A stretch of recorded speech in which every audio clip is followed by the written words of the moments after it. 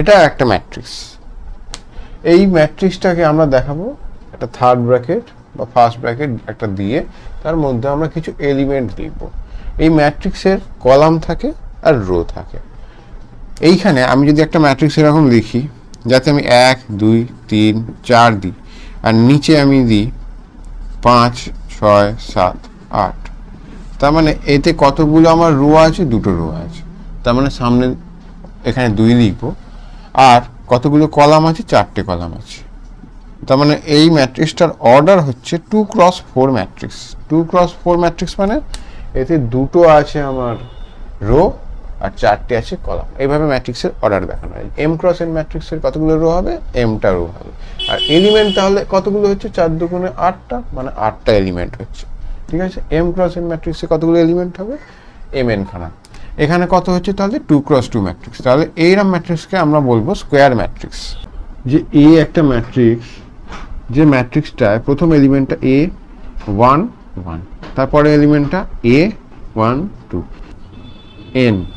n খানা, তাহলে আমার কি হচ্ছে? কলাম পাচ্ছি। তেমনি পরের রোতে আমার a 2 1 a 2 2 এরকম করতে করতে a 2n পাচ্ছি। এরকম করতে করতে লাস্টের রোটাতে যদি টোটাল যদি m খানা রো থাকে, এটা যদি m × n ম্যাট্রিক্স হয়, তাহলে এটা a m 1, এটা a m 2, এরকম করতে করতে এটা a m n।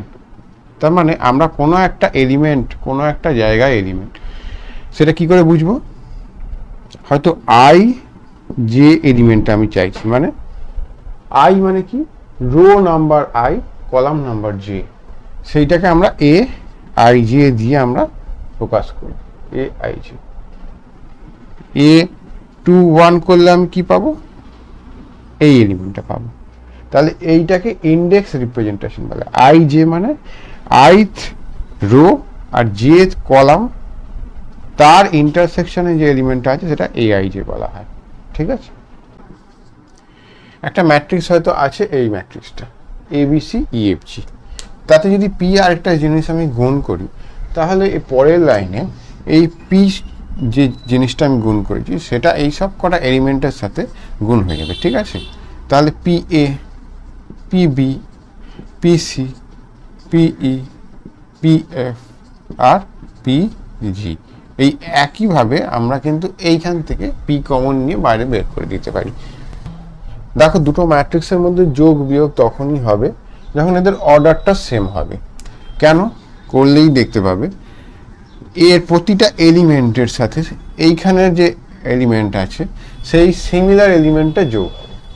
এর যে এই এলিমেন্টটা আছে, এই এলিমেন্টটার সাথে এই এলিমেন্টটা যোগ হবে, হলে a + 2 হলো।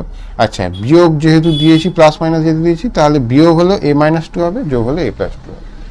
আচ্ছা, এইটার সাথে এইটা হবে, তাহলে b ± 3। এবারে e এর সাথে 4 হবে, তাহলে e ± 4। f এর সাথে 5 হবে, g এর সাথে 6 হবে, আর h এর সাথে 7 হবে। তার মানে যোগ বিয়োগ করলেও এই যে অর্ডারটা ছিল সেম অর্ডার আসে। এখানে কত অর্ডার ছিল আমার? 3 × 2 ছিল, তাহলে এটাও 3 × 2ই হতে হবে। তাহলে যোগ বিয়োগ করতে গেলে অর্ডার সেম হতে হবে দুটো ম্যাট্রিক্সে, আর যোগ বিয়োগ করে আমার যেটা বেরোবে তাতে অর্ডার কিছু চেঞ্জ হবে না। দুটো ম্যাট্রিক্সের মধ্যে গুণ করার আবার একটা নিয়ম আছে, সেটা না যদি হয় তাহলে দুটো ম্যাট্রিক্সের মধ্যে গুণ করা যাবে না। কি? এই ম্যাট্রিক্সটার অর্ডার কত? 2 × 3। এই ম্যাট্রিক্সটার অর্ডার কত? 3 × 2। এই দুটো সেম হতে হবে,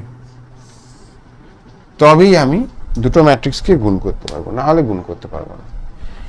এর কলাম নাম্বার আর যেটা পরে আছে সেই ম্যাট্রিক্সটার অর্ডার নাম্বার, ঠিক আছে, এই রো নাম্বার, এটা সেম যদি হয় তাহলে গুণটা হবে কি করে? দেখো, হয়ে গিয়ে যে ম্যাট্রিক্সটা তৈরি হবে সেটার আমার অর্ডার কত হবে? এইটা 2 × 2 হবে।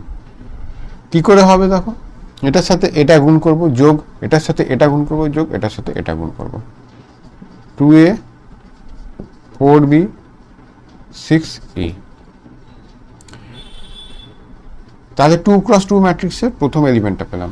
এইখানটা কি পাবো? এইটার সাথে এইটা করব, এটা করব, এটা করব, এটা করব, এটা করব, তাহলে কি পাবো? 3a 5b 7e। এবারে এখানে আসবো, এটার সাথে এটা করব, এটার সাথে এটা করব, এটার সাথে এটা করব,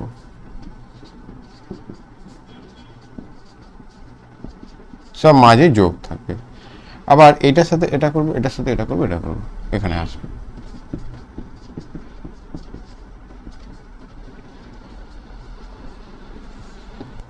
অর্ডার হলো 2x2। একটা ম্যাট্রিক্সের যদি সবকটা এলিমেন্ট 0 থাকে তখন সেই ম্যাট্রিক্সটাকে আমরা জিরো ম্যাট্রিক্স বা নাল ম্যাট্রিক্স বলবো। আর একটা ম্যাট্রিক্সের যদি ডায়াগোনাল এলিমেন্টগুলো এইভাবে ডায়াগোনাল এলিমেন্টগুলো 1 হয়ে যায় তখন এটাকে আইডেন্টিটি বা ইউনিট ম্যাট্রিক্স বলবো। তখন এটাকে আই দিয়ে আমরা দেখাই।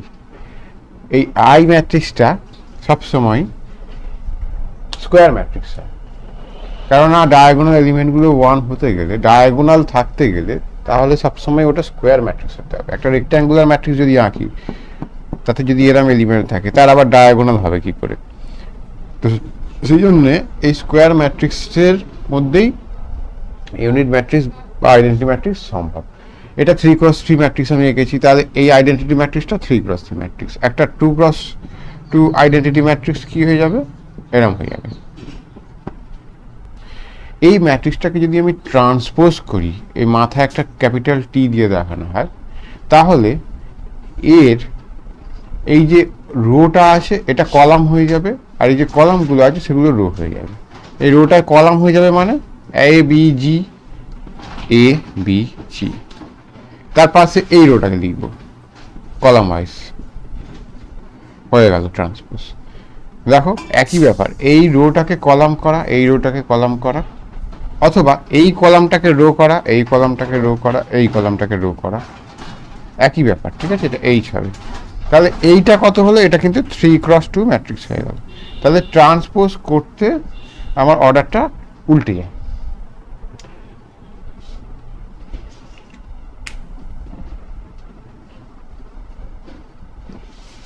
এই ম্যাট্রিক্সটাকে যদি আমার আরেকবার যদি আমি ট্রান্সপোজ করি তাহলে এটা থেকে আবার এটাতে আবার ব্যাক চলে যাবে। যদি আরেকবার ট্রান্সপোজ করি তখন এই এবিজিটা আবার এবিজি হয়ে যাবে, এইচটা আবার এরম হয়ে যাবে। তাহলে একটা ম্যাট্রিক্স আছে এ, তাকে যদি ট্রান্সপোজ করলে একটা কিছু বেরোবে, তো সেই ট্রান্সপোজটাকে যদি আবার ট্রান্সপোজ করি তাহলে ওই ম্যাট্রিক্সটাই আবার বেরিয়ে যায়। এইবারে কোনো একটা ম্যাট্রিক্সকে হয়তো ট্রান্সপোজ করলে সেই ম্যাট্রিক্সটা ওইটাই হয়। এই ক্ষেত্রে আমরা এই ম্যাট্রিক্সটাকে বলবো সিমেট্রিক ম্যাট্রিক্স।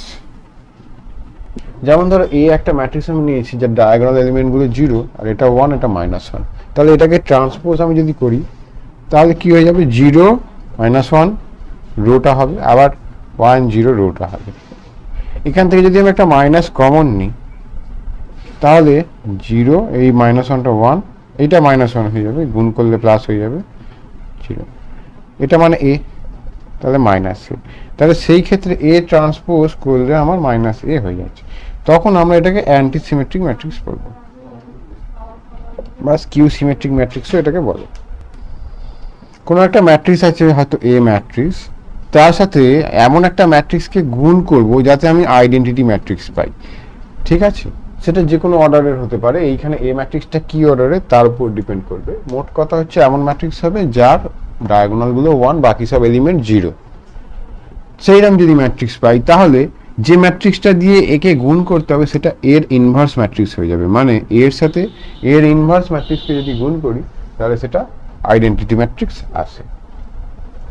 এখন কোনো একটা ম্যাট্রিক্সের ক্ষেত্রে হয়তো দেখা গেল ট্রান্সপোজ তার সাথে যদি আমি গুণ করি, এ ট্রান্সপোজের সাথে যদি একে গুণ করি, তখনও যদি এই আই ম্যাট্রিক্স আসে বা আমার ইউনিট ম্যাট্রিক্স বা আইডেন্টিটি ম্যাট্রিক্স আসে, তখন এ ইনভার্স মানে আমার এ ট্রান্সপোজের সমান।